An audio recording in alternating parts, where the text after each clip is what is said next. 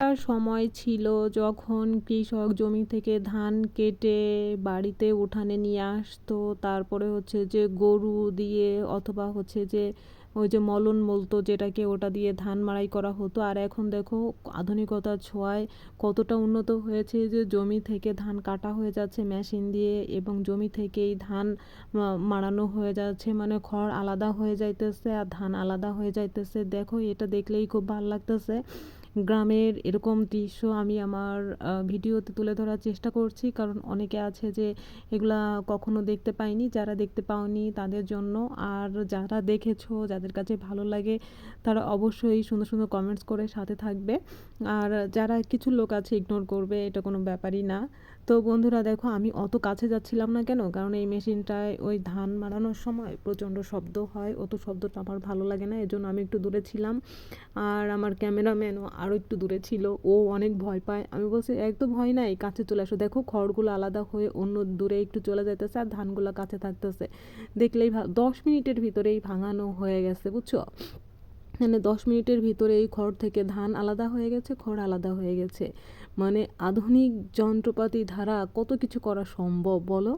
এদিকে হচ্ছে যে কি হয়েছে জানো, সময় বেঁচে গেছে। তারপরে হচ্ছে যে কৃষকদের যে একটা মানে শ্রমিক মানে যেটা নিতে হইতো, যে টাকাটা দিতে হইতো বা অনেক সময় লাগতো, অনেক কষ্টকর ব্যাপার, এই উন্নত প্রযুক্তির মাধ্যমে হচ্ছে যে তোমার সময় কম লাগতেছে, টাকা বেঁচে যাচ্ছে। তারপরে হচ্ছে যে দিনের পর দিন অপেক্ষা করতে হচ্ছে না যে ঝড় বৃষ্টি হবে, এটারও কোনো ভয় থাকছে না, যে এটা 10 মিনিটের ভিতরে হয়ে যাইতেছে আল্লাহর রহমতে।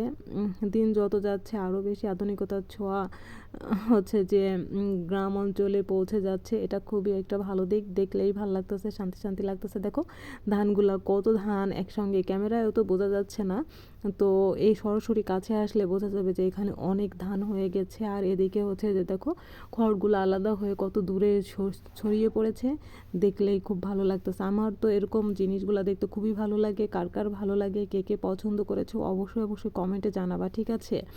এখানে কিন্তু অনেক রোদ্দুর ছিল, সব মিলায় হচ্ছে যে তোমাদের জন্য একটু ভিডিও করতে আসছিলাম। এবং আমিও দেখতে খুবই পছন্দ করি, আমার খুবই ভালো লাগে, ছোটোরও খুব ভালো লাগে। জান্নাতুলের সাথে এসেছে, ওরও খুব ভালো লাগতেছে। কিন্তু অনেক রোদ্দুর তো, জান্নাতুল হচ্ছে ছাতা নিয়ে অন্য জায়গায় একটু দাঁড়ায় আছে, এই জন্য ওকে আর ক্যামেরায় আনলাম না, কারণ ছোট মানুষ রোদের ভিতরে না আনাটাই বেটার। দেখো কত সুন্দর সিস্টেম, যে একদিক দিয়ে ধান এক জায়গায় পড়বে আর এক দিক দিয়ে খড় উড়ে যায় আরেক জায়গায় পড়বে, মানে সব আলাদা আলাদা সিস্টেম হবে, একসঙ্গে মিশে যায় নাই। একসঙ্গে মিশে গেলে তো একদম ভজকট বাইধে যাইতো, তাই না? কিন্তু কত সুন্দর, কত সৃষ্টি, মানুষের ব্রেন কত সৃষ্টি, আল্লাহ তাআলা কত ব্রেন দিয়ে পাঠিয়েছে মানুষকে, তাই না বলো?